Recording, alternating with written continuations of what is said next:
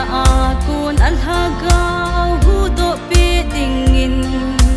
ngalungay toton sot in ading zinge kalhagawin pakay anga zingin amatsuke ho panpile lumapang ahi kay ho hi pakaya gipasing kahiwe azitsuke ho langin ting katasan uve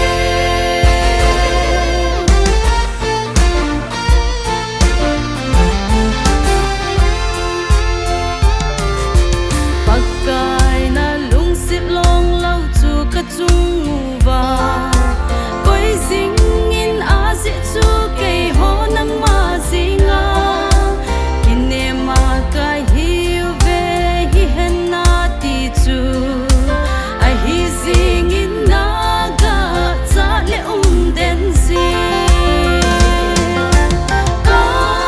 kalhagawin pakay anga zingin amatsuke ho panpile lumwa